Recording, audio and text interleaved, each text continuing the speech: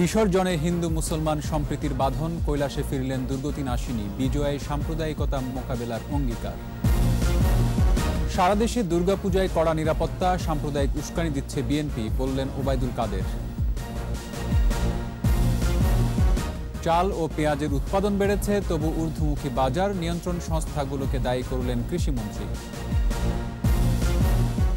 বিশ্ব ক্ষুধা সূচকে ভারত পাকিস্তানের চেয়ে এগিয়ে বাংলাদেশ, ৯ বছরে অভাবনীয় সাফল্য। বিআরটি-এর আঞ্চলিক কার্যালয়গুলোতে দালালদের দৌরাত্ম্য, ঘুষ ছাড়া মেলে না সেবা।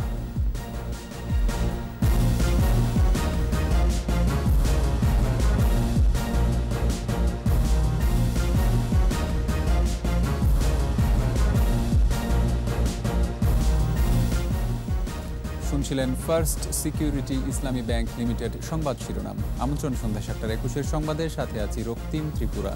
দর্শক, ২১ টেলিভিশনের সংবাদ একই সাথে সরাসরি দেখতে পাবেন আমাদের ফেসবুক পেজ www.facebook.com/2124 অনলাইনে।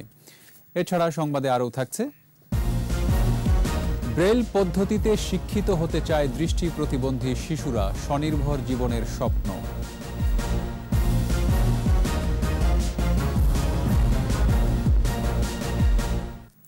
বিসর্জনের মধ্য দিয়ে কৈলাসে দেবালয়ে ফিরলেন দুর্গতি নাশিনী দেবী। সাঙ্গ হল বাঙালি হিন্দু ধর্মাবলম্বীদের সবচেয়ে বড় পার্বণ শারদীয় দুর্গোৎসবের। বিসর্জনে হিন্দু মুসলমান সম্প্রীতির বাঁধনে প্রকাশিত হয়েছে অসাম্প্রদায়িক বাংলাদেশ। আরও জানাচ্ছেন আকবর হোসেন সুমন। সনাতন ধর্মের সবচেয়ে বড় ধর্মীয় উৎসব দুর্গাপূজা। 5 দিনের উৎসব আর প্রার্থনা শেষে মণ্ডপে বিদায়ের সুর। দেবীকে বিদায় জানাতে সকালে বিদিত পূজা, পরে দেয়া হয় দর্পণ বিসর্জন। বিজয়া দশমীতে মা দুর্গা সব অশুভ শক্তি বিনাশ করে শুভ শক্তির সঞ্চার করেন। ষষ্ঠী তিথিতে বেলতলায় আনন্দময়ীর নিদ্রাভঙ্গের বন্দনায় যে উৎসবের সূচনা হয়েছিল, দশমী তিথিতে প্রতিমা বিসর্জনে তার সাঙ্গ হল। সনাতন ধর্মের বিশ্বাস অনুযায়ী বিসর্জনের মধ্য দিয়ে দেবী ফিরে যান কৈলাসে স্বামীর ঘরে। 1 বছর পর নতুন শরতে আবার তিনি আসবেন পিতৃগৃহ এই ধরণীতে। পঞ্জিকা মতে দেবী দুর্গা এবার ঘোড়ায় চড়ে এসেছেন, গেলেন দোলায়। বুড়িগঙ্গার বিনা স্মৃতি স্নানঘাটে প্রতিমা বিসর্জনের সহযোগী অসাম্প্রদায়িক চেতনার মানুষ। ঘাটে ভক্তদের ধূপ ধুনো আরতি আর পুরোহিতের মন্ত্রপাঠে শেষ হয় আনুষ্ঠানিকতা।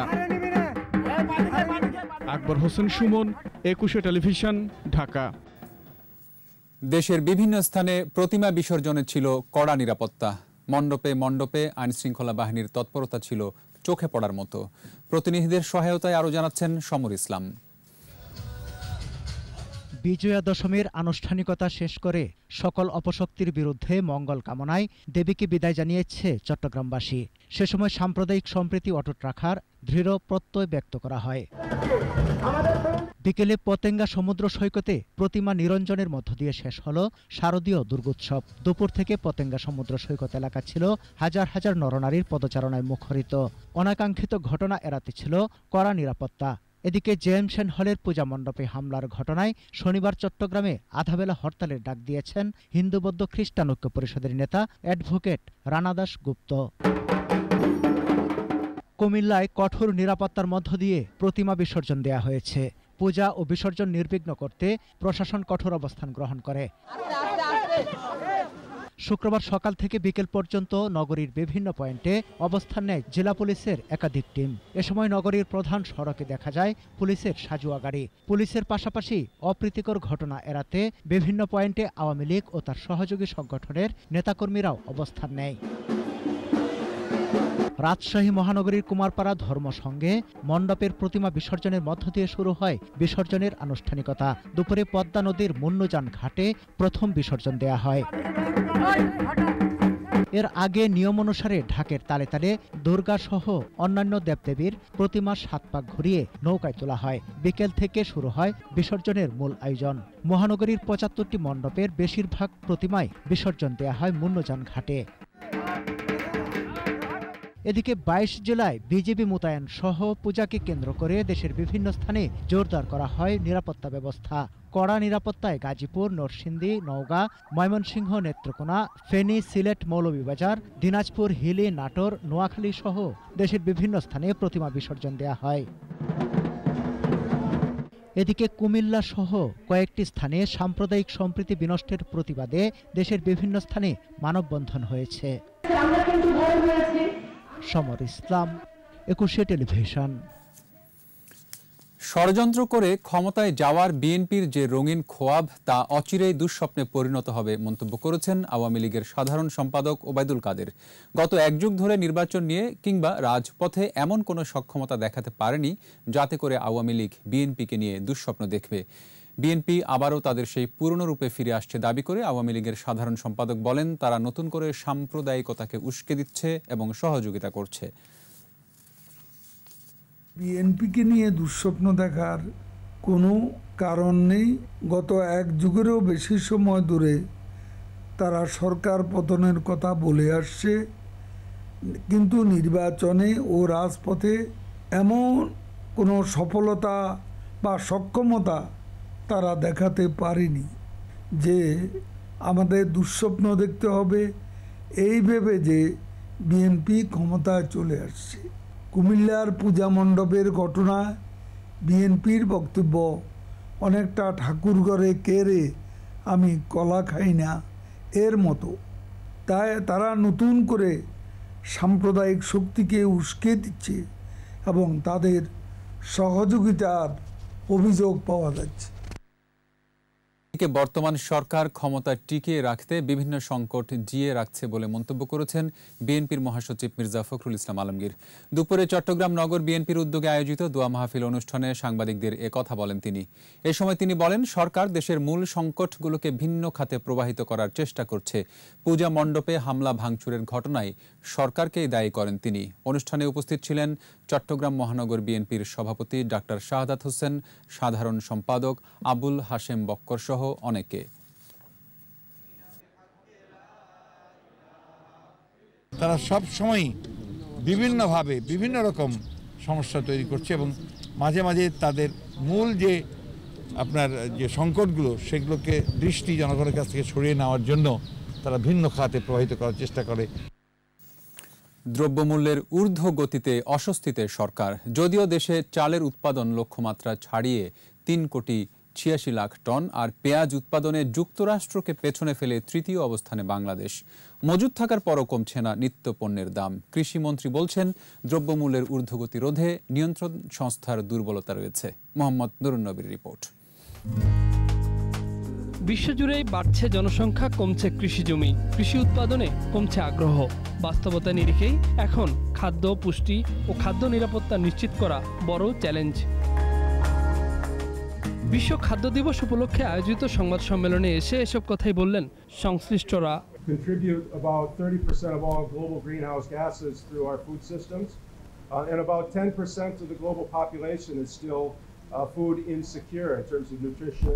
মার্কিন যুক্তরাষ্ট্রকে পেছনে ফেলে বিশ্বে পেঁয়াজ উৎপাদনে এবার তৃতীয় অবস্থানে বাংলাদেশ।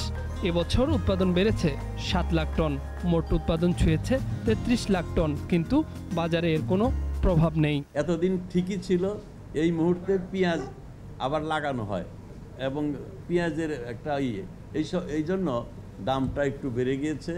এই যে পথের খরচ, আড়তদার, এই সব মিলিয়ে একটা অস্বাভাবিক ব্যাপার। এটি আমাদের একটা অবশ্যই দুর্বল দিক। ঈশ্বর দিতে 10 টাকা 15 টাকা, ঢাকার বাজারে কেন এটা 40-50 টাকা? এই সমস্যাটাকে আমাদের অ্যাড্রেস করতে হবে। কিছুটা ঘাটতি থাকছে বা আমরা বাজার নিয়ন্ত্রণ করতে পারছি না। আবার চালের উৎপাদন বেড়ে দাঁড়িয়েছে 3,86,00,000 টনে। পোলট্রি ফার্ম, মৎস্য খামার ও দুগ্ধ খামারে মোটা চালের চাহিদা বাড়ায় বাজার ঊর্ধ্বমুখী। যে আমাদের পরিসংখ্যানগুলো এই যে কত নন হিউম্যান কনজাম্পশন কতটুকু, এটা আমাদের নির্ধারণ এখনো সেইভাবে হয় নাই। $2,200 হলো আমাদের পার ক্যাপিটা ইনকাম।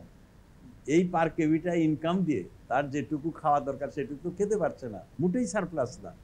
বাংলাদেশের ডিমেও সারপ্লাস না, বাংলাদেশ মাংসও সারপ্লাস না, সবগুলোতে ঘাটতি। দেশে গড়ে একজন মানুষ ভাত খায় 380 গ্রাম। উচ্চ পুষ্টিমানের খাবার গ্রহণ করে ভাতের উপর বিপুল নির্ভরশীলতা কমানোর পরামর্শ বিশেষজ্ঞদের। আমরা স্বয়ংসম্পূর্ণ কিনা সেটা কথা না, কিন্তু আমাদের উৎপাদন বাড়ছে। মোহাম্মদ নুরুন নবী, 21 টেলিভিশন, ঢাকা। মানুষ ছিল তখন।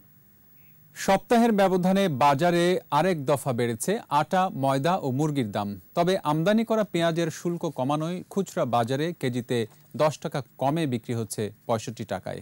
আহমদ বাবুর রিপোর্টে বিস্তারিত। সপ্তাহের ব্যবধানে ফের বেড়েছে আটা ও ময়দার দাম, তবে কিছুটা কমেছে পেঁয়াজের দর। ইন্ডিয়ানের আমদানি কম ছিল, এই হিসেবে একটু বাইরে গেছে, আবার ইন্ডিয়ানের চাপ আবার একটু কমে গেছে। বিক্রেতারা বলছেন বাড়তি দামে কিনতে হচ্ছে তাদের।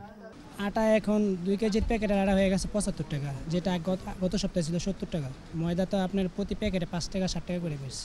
সব ধরনের মুরগির দাম কেজিতে 10 থেকে 20 টাকা বেড়েছে।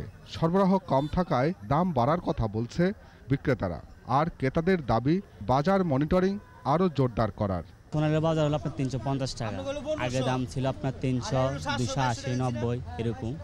আর ব্রয়লার দাম ছিল আপনার 150-60 টাকা, ওই জায়গায় বর্তমানে 185-190 টাকা কেজি। যেভাবে দাম বাড়তেছে সেভাবে কিন্তু আমাদের ইনকাম বাড়তেছে না। এখন যদি আমাদের গভর্নমেন্ট দ্রব্যমূল্য যদি নিয়ন্ত্রণে না আনতে পারে তাহলে আমাদের জন্য খুবই কষ্ট হয়ে যাবে। ইলিশ ধরা বন্ধ থাকায় বাজারে অন্যান্য মাছের দাম কিছুটা বেড়েছে। আগে যে দামটা ছিল, যেমন কোরাল মাছ বা যে রুই মাছ, কাতল মাছ, ইলিশ মাছ তো নাই, এই দামগুলো একটু আগের সাথে একটু বেশি।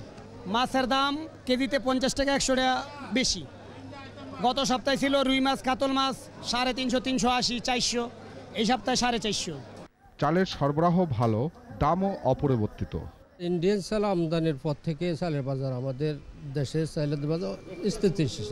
আগের মতোই 40 থেকে 60 টাকা কেজিতে বিক্রি হচ্ছে প্রায় সব ধরনের সবজি। আহমদ বাবু, 21 টেলিভিশন, ঢাকা। হিলিতে পেঁয়াজের দাম নিয়ে প্রতিবেদন দেখুন সংবাদের পরবর্তী অংশে।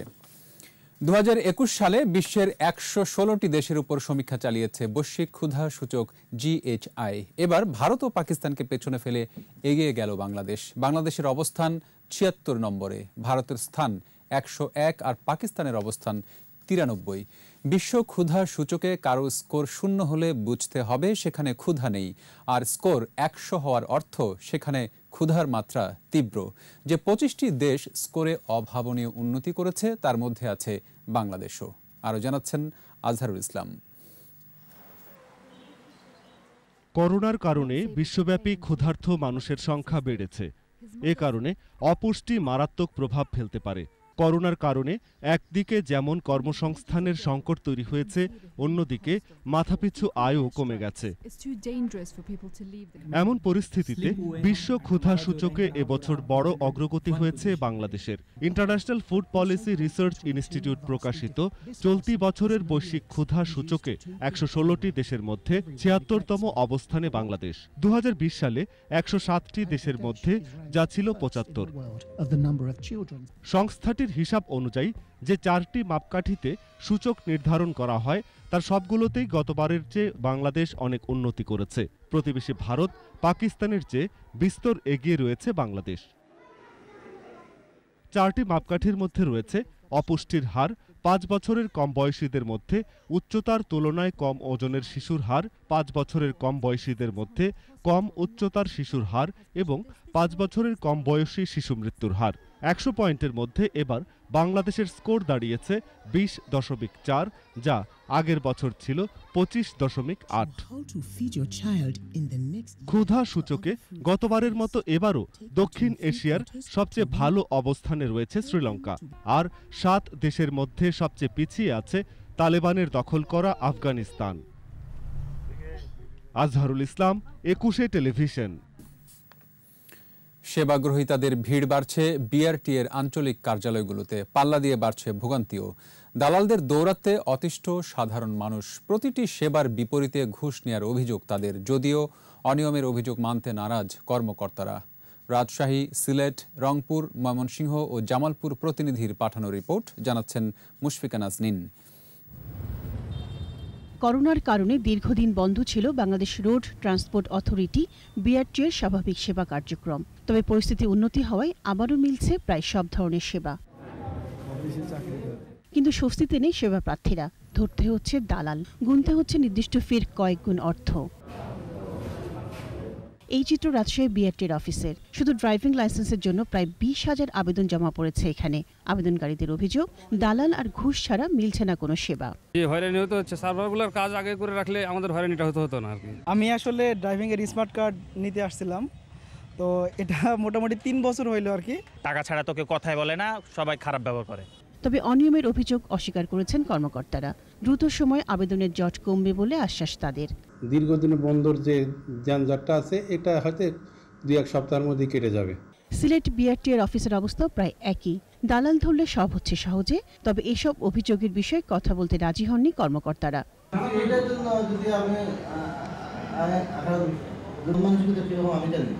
রংপুর বিআরটির অফিসে নতুন ড্রাইভিং লাইসেন্স, ফিটনেসের কাগজ পেতে চরম ভোগান্তির শিকার হচ্ছেন সাধারণ মানুষ।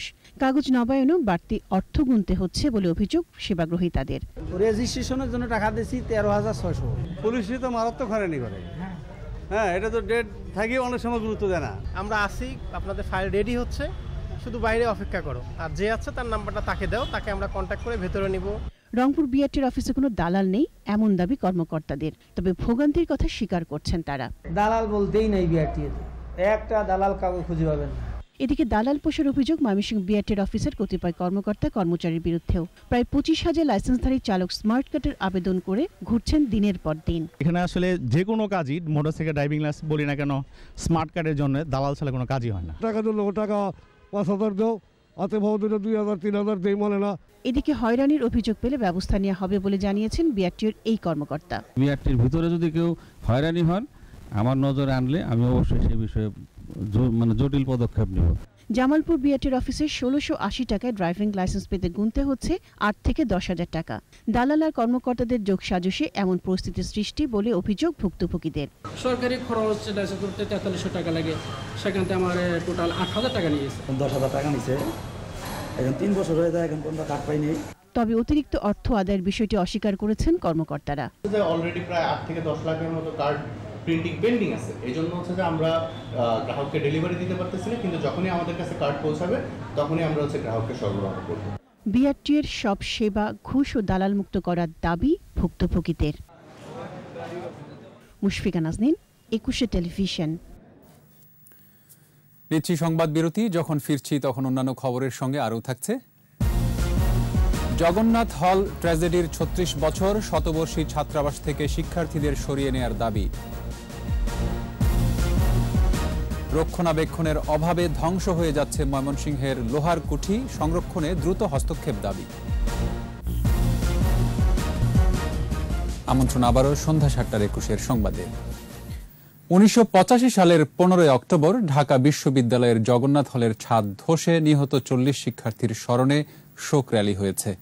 বিশ্ববিদ্যালয়ের উপাচার্যের নেতৃত্বে নিহতদের স্মৃতিস্তম্ভে শ্রদ্ধা নিবেদন করেন বিভিন্ন বিভাগের শিক্ষক ও শিক্ষার্থীরা। পরে উপাচার্য জানান, সেদিন সতর্ক থাকলে এত বড় দুর্ঘটনা ঘটত না। এরপর নিহতদের স্মরণে আলোচনা হয়। যে মানুষের জন্য, মানুষ সবচেয়ে শ্রেষ্ঠ প্রাণী, শ্রেষ্ঠ জীব, সেই বিষয়ের একটি বহিঃপ্রকাশ ঘটিয়েছিল মানুষ, ঢাকা শহরের সকলে। আরেকটি হলো যে এই দুর্ঘটনা এড়ানো সম্ভব, অনেকটা ঝুঁকি নিরসন সম্ভব যদি যারা যেখানে দায়িত্ব পালন করি সেই দায়িত্ব পালনে যথেষ্ট যত্নশীল থাকি, যথার্থভাবে দায়িত্ব পালন করি। 1985 সালের 15 অক্টোবর জগন্নাথ হলের ছাদ ধসে সেদিন নিহত হয় 40টি তরুণ প্রাণ। এমন মর্মান্তিক ঘটনা আবার ঘটার আগেই বর্তমানে শতবর্ষী হলগুলো থেকে দ্রুত ছাত্রদের সরিয়ে নতুন হলে স্থানান্তরের দাবি জানান ছাত্ররা। আর ইতিহাস ঐতিহ্যের সাক্ষী হলের পুরনো এই ভবনগুলো সংরক্ষণের দাবি শিক্ষকদের। ঢাকা বিশ্ববিদ্যালয় শোক দিবসের কথা জানাচ্ছেন শাকেরা আরজু। 1921 সালে ঢাকা বিশ্ববিদ্যালয় প্রথম 3টি হল নিয়ে যাত্রা শুরু করেছিল। জগন্নাথ হল, শহীদুল্লাহ হল ও সলিমুল্লাহ মুসলিম হল। বর্তমানে হলগুলির বয়স 100 বছর। জগন্নাথ হলে 1985 সালে 15 অক্টোবর রাত 9টায় বিটিভির নাটক শুকতারা দেখছিল ছাত্ররা। হঠাৎ ধসে পড়ে ভবনের ছাদ, নিহত হয় 40টি তাজা প্রাণ। বছর ঘুরে ক্যালেন্ডারে পাতায় আসে ভয়াল সেই অক্টোবর। প্রিয় ছাত্রদের হারানোর দিনটিকে শোক দিবস হিসেবে পালন করে ঢাকা বিশ্ববিদ্যালয়। আর এই অক্টোবর স্মৃতি ভবন ধরে রেখেছে সেই দিনের স্মৃতি। সেদিনের সেই দুর্ঘটনায় অন্য অনেকের সঙ্গে সেও মারা যায়। এবং যেহেতু সে আমার রুমমেট ছিল, তার লাশটি আমি তার বাড়িতে নিয়ে গিয়েছিলাম। তার বাড়িতে তার লাশ পৌঁছানোর পর সেখানে এক হৃদয়ে বিদারক এবং শোকাবহ অবস্থার সৃষ্টি হয়। এখনো জগন্নাথ হলে রয়েছে ঝুঁকিপূর্ণ দুটি ভবন, যে কোনো সময় ঘটতে পারে দুর্ঘটনা। হলের প্রভোস্ট জানান, আগামী জুন মাসের দিকে নতুন হল চালু হলে সরিয়ে নেওয়া হবে শিক্ষার্থীদের। অতি সত্বর এই দুটো ভেঙে আমার মনে হয় ছাত্রদেরকে রবীন্দ্র ভবনে অ্যালটমেন্ট দেওয়া উচিত। আর নিউ বিল্ডিংয়ে যেসব জায়গায় ফাটল দেখা গিয়েছে কিংবা যেসব জায়গায় সমস্যা আছে সেসব জায়গায় সংস্কার করা উচিত আর কি।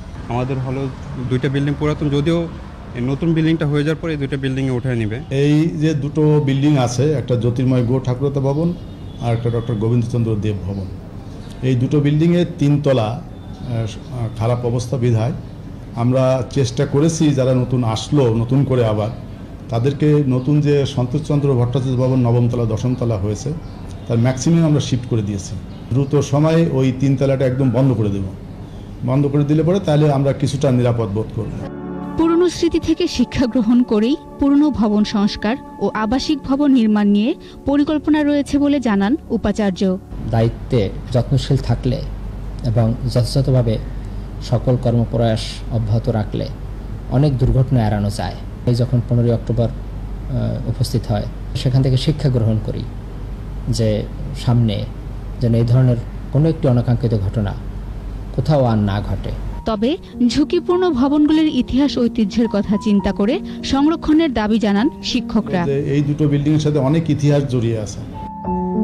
শাকেরা আরজু, 21 টেলিভিশন, ঢাকা। করোনায় দেশে দৈনিক মৃত্যু 2 সংখ্যার নিচে নেমেছে। 24 ঘন্টায় মারা গেছে 9 জন। শনাক্ত সংখ্যা এবং হারও আগের দিনের চেয়ে কমেছে। স্বাস্থ্য অধিদপ্তরের তথ্য অনুযায়ী 24 ঘন্টায় 19,003 জনের নমুনা পরীক্ষায় শনাক্ত 396 জন। এ পর্যন্ত মোট শনাক্ত 15,64,881 জন। অন্যদিকে মারা যাওয়া 9 জনের মধ্যে 6 জন ঢাকায়, 2 জন চট্টগ্রামে এবং 1 জন সিলেটের। এ পর্যন্ত মোট মারা গেছে 27,746 জন। মৃত্যুহার 1.77%, শনাক্তের হার 2.09 এবং সুস্থতার হার 97.57%। দেশের রেল পথকে সচল করার জন্য 56টি স্টেশনকে আধুনিক করার কাজ শুরু হয়েছে বলে জানিয়েছেন রেলমন্ত্রী নুরুল ইসলাম সুজন। শুক্রবার সকালে নেত্রকোনা প্ল্যাটফর্ম শেড নির্মাণ, প্ল্যাটফর্ম উঁচু করা সহ রেল স্টেশন আধুনিকায়ন কাজের উদ্বোধন শেষে কথা বলেন মন্ত্রী। এ সময় তিনি বলেন, এক সময় বাংলাদেশে 3000 কিলোমিটার রেলপথ ছিল, তবে জিয়াউর রহমান এবং এরশাদ সরকার ক্ষমতায় আসার পর বিভিন্ন সময়ে এই রেলপথ ধ্বংস করে দিয়েছেন। বর্তমান সরকার এই রেলপথকে আবার সচল করার চেষ্টা করছে।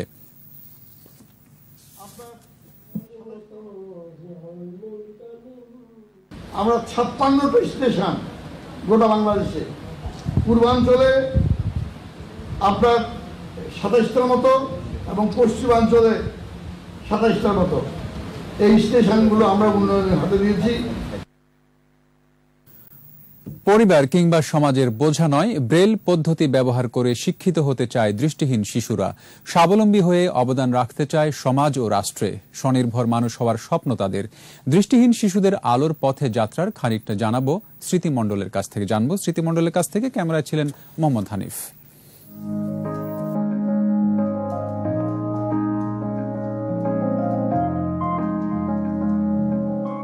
চোখের আলো নেই, তাই বলে কি থেমে থাকবে পথ চলা? স্পর্শানুভূতির সাহায্য নিয়ে লেখাপড়া করে অন্ধত্বকে জয় করার চেষ্টা এসব শিশুর। বিশেষ চাহিদা সম্পন্ন এসব শিশুর বেশিরভাগই পুরোপুরি অন্ধ। কেউ হয়তোবা খুবই অল্প দেখতে পায়। ব্রেল পদ্ধতি সহজ করেছে তাদের বড় হয়ে ওঠার প্রচেষ্টাকে। বড় হয়ে তারপরে চাকরি করে আমি আমার মা বাবাকে খাওয়াবো, আমি নিজের জন্য সবকিছু করব। আমি কম্পিউটার সায়েন্স ইঞ্জিনিয়ার হতে চাই আর নিজের মা বাবার মন উজ্জ্বল করব। পড়ালেখা হলো আমার নিজের ইচ্ছা আর বাবা মার স্বপ্ন। ব্রেল এমন এক পদ্ধতি যেখানে কাগজের ওপর 6টি বিন্দু ফুটিয়ে তুলে লেখার এক বিশেষ কৌশল। বিন্দুগুলোর ওপর আঙ্গুলের স্পর্শ অনুভব করলে অক্ষর বুঝতে পারেন দৃষ্টিহীনরা। আমাকে 4টা কার্ডে 4টা ডট লিখে দিছিল, ওগুলোই শুধু পড়তে পারি, যেগুলো পড়তে পারি একটু একটু। আমি ব্রেল পড়া শিখতেছি, আমার খুব ভালো লাগতেছে ব্রেল পড়া শিখতে। স্লেট ও স্টাইলাসের মাধ্যমে হাতের সাহায্যে ব্রেল লেখা যায়। প্রথমে কঠিন মনে হলেও পদ্ধতিটি রপ্ত করেছে এই শিশুরা। মনে হয়েছে যে পারবো না, কিন্তু এখন সবকিছুই সোজা। ভালো কিছু শিখতে পারি, অনেকে শেখাতে পারি, তাতেই আমার খুব ভালো হয়, ভালো লাগে। ফরাসি শিক্ষাবিদ লুইস ব্রেল 1829 সালে ব্রেল পদ্ধতি আবিষ্কার করেন। রাজধানীর মিরপুরে দৃষ্টি প্রতিবন্ধী বিদ্যালয়, যেখানে আবাসিক ও অনাবাসিক ব্যবস্থাপনায় দৃষ্টিহীন শিশুদের 5ম শ্রেণী পর্যন্ত লেখাপড়ার ব্যবস্থা আছে। শতভাগ শিক্ষার্থীর ফলাফল খুবই ভালো। সরকারিভাবে সুবিধা আছে, বেসরকারিভাবে অনেক জায়গায় সুবিধা আছে। শুধু আপনাদেরকে সঠিক তথ্যটা নিতে হবে যে কোথায় গেলে আমার এই প্রতিবন্ধী বাচ্চাটি সঠিক পরিচর্যা পাবে, সঠিক তথ্য পাবে, সঠিক সেবাটা পাবে। ঠিক ওই জায়গায় নক করেন, দেখবেন আপনার সন্তানও একদিন সম্পদে পরিণত হবে এবং আপনার জন্য আশীর্বাদ হবে। প্রযুক্তি ব্যবহারেও পিছিয়ে থাকছে না তারা। বিশেষ পদ্ধতিতে কম্পিউটার শেখানো হয় এখানকার শিক্ষার্থীদের। এখানে হচ্ছে একটা সফটওয়্যার ইনস্টল করা আছে কম্পিউটারে, সেটা হচ্ছে স্ক্রিন রিডার। ওই সফটওয়্যারটা হচ্ছে আমাদের সবকিছু, আমরা যে ফাংশন ওপেন করব সেটাই ওরা আমার এই সফটওয়্যারটা পড়ে শোনাবে। গান, ছড়া কিংবা কবিতা পাঠ, মেধার বিকাশে অন্য শিশুদের চেয়ে কোনো দিক থেকেই পিছিয়ে নেই তারা।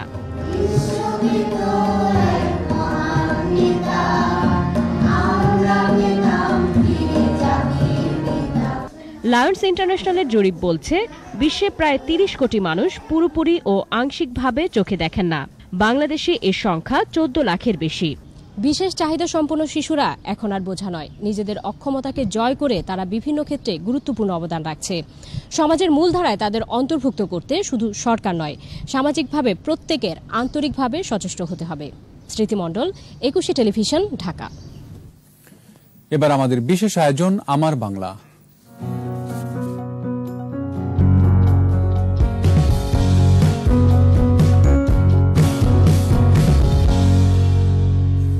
রক্ষণাবেক্ষণের অভাবে ধ্বংস হয়ে যাচ্ছে ব্রিটিশ শাসনামলে নির্মিত ময়মনসিংহের লোহার কুঠি নামে খ্যাত আলেকজান্ডার ক্যাসেল।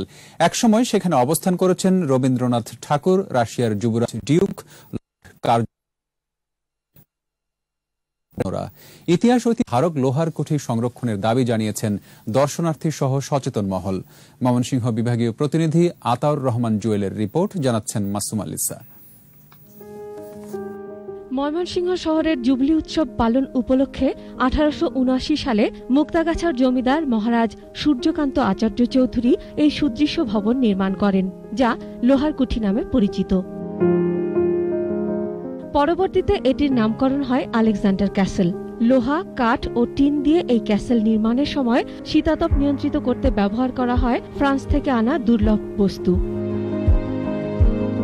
ব্রিটিশ আমলে এই বাগান বাড়িতে অবস্থান করেছিলেন রবীন্দ্রনাথ ঠাকুর, রাশিয়ার যুবরাজ লর্ড কার্জন সহ বিদেশি গুণীজনরা।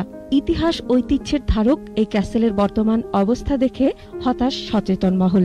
আলেকজান্ডার ক্যাসেলের একটি বিশেষ বৈশিষ্ট্য ছিল যে এর যে সিলিং, এই সিলিং এর উপরে পুরো আস্তরের আব বেছানো ছিল। যে আবের কারণে এই স্থাপনাটি ছিল শীতাতপ নিয়ন্ত্রিত। দেশ স্বাধীন হওয়ার পর আলেকজান্ডার ক্যাসেল টিচার্স ট্রেনিং কলেজের লাইব্রেরি হিসেবে ব্যবহার করা হয়। বর্তমানে এটির দায়িত্ব নিয়েছে প্রত্নতত্ত্ব বিভাগ। রক্ষণাবেক্ষণের অভাবে ক্যাসেলের লোহা, কাঠ ভেঙে পড়ছে, খসে পড়ছে পলেস্তারা। এসব নিয়ে বিক্ষোভ রয়েছে দর্শনার্থীদের। আগের মতো অবস্থা আর নেই, আস্তে আস্তে এটার ভঙ্গন দশা শুরু হয়েছে। এখানে বসারও কোনো উপযোগী নেই, আমার এসে খুবই খারাপ লাগে। স্থাপনাগুলি খসে পড়ছে, ভাস্কর্যগুলি ভেঙে ফেলা হয়েছে। এটি রক্ষণাবেক্ষণের জন্য প্রয়োজনীয় কোনো ব্যবস্থা নাই। এটার যে এই ভগ্ন দশা, সংস্কৃতি মন্ত্রণালয়ের দৃষ্টি আকর্ষণ করছি যে তারা যেন এটা যথাযথ সংরক্ষণ করে। এদিকে ক্যাসেলের সৌন্দর্য ও রক্ষণাবেক্ষণের উদ্যোগ নেওয়ার কথা জানিয়েছেন ময়মনসিংহের জেলা প্রশাসক। এটি খুবই আকর্ষণীয় একটি জায়গা। এখানে মানুষের একটা সমাগম এখানে হয়, মানুষের ইতিহাস সম্পর্কে জানতে চায়। এখন যে অবস্থা আছে, এটিকে আমরা এটাকে কিভাবে সংরক্ষণ করা যায় আরো সুন্দরভাবে, সেই লক্ষ্যে আমি উদ্যোগ গ্রহণ করব। নতুন প্রজন্মকে আলেকজান্ডার ক্যাসেলের ইতিহাস জানাতে রক্ষণাবেক্ষণের পাশাপাশি প্রয়োজন দ্রুত সংস্কার। মাসুম আলিসা, 21 টেলিভিশন। নিচ্ছি সংবাদ বিরতি, যখন ফিরছি তখন অন্যান্য খবরের সঙ্গে আরও থাকছে। চট্টগ্রামে বাসা থেকে মা ও 2 শিশু সন্তানের মৃতদেহ উদ্ধার, স্বামী আটক।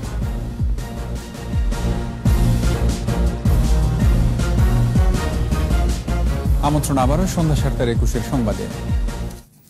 চট্টগ্রাম মহানগরীর পাঁচলাইশ থানাধীন মোহাম্মদপুর এলাকার একটি বাড়ি থেকে 2 শিশুসহ এক নারীর মৃতদেহ উদ্ধার করেছে পুলিশ।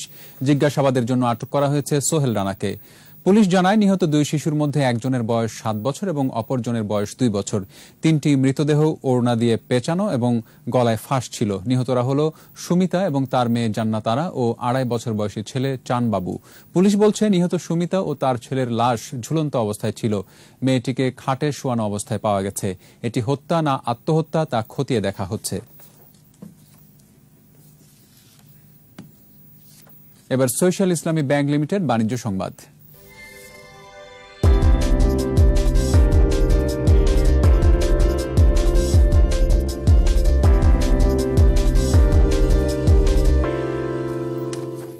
হিলি স্থলবন্দরে পেঁয়াজের দাম নিয়ে ব্যবসায়ী ও পাইকাররা ভিন্ন ভিন্ন কথা বলছেন। ব্যবসায়ীদের দাবি, ক্রেতা না থাকায় 10 থেকে 15 টাকা কেজিতে পেঁয়াজ বিক্রি করতে হচ্ছে।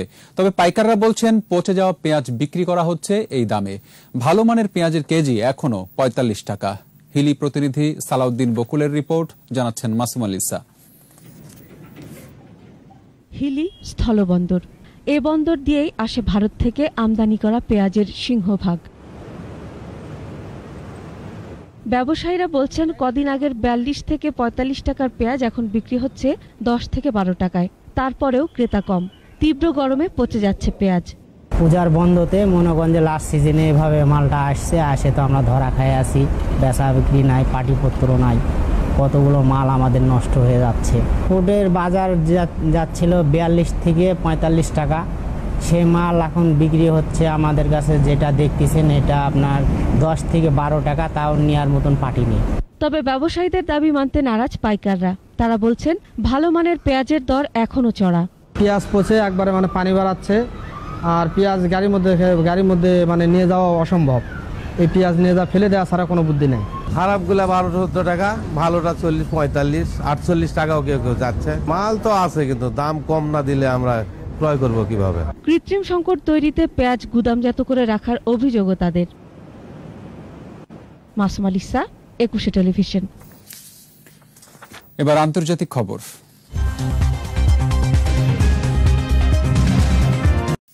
আর এরই সাথে শেষ করছি সন্ধ্যা 7:21 সংবাদ। যাবার আগে ফার্স্ট সিকিউরিটি ইসলামী ব্যাংক লিমিটেড সংবাদ শিরোনামগুলো আরও একবার।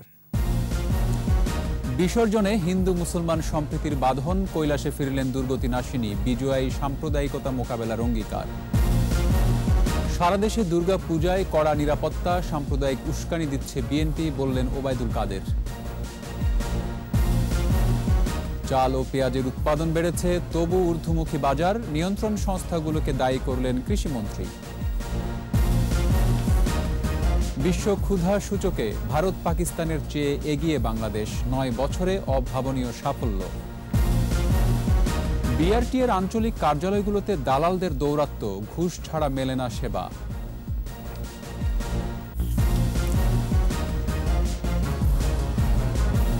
সর্বশেষ খবর জানতে ডায়াল করুন 2021 নম্বরে, আর ভিজিট করুন 21-tv.com ওয়েবসাইটে। এছাড়া ফেসবুকে লগ ইন করতে পারেন facebook.com/2124 অনলাইনে। আমাদের পরবর্তী সংবাদ রাত 9টায় দেখার আমন্ত্রণ রইল। স্বাস্থ্যবিধি মেনে চলুন, সুস্থ থাকুন।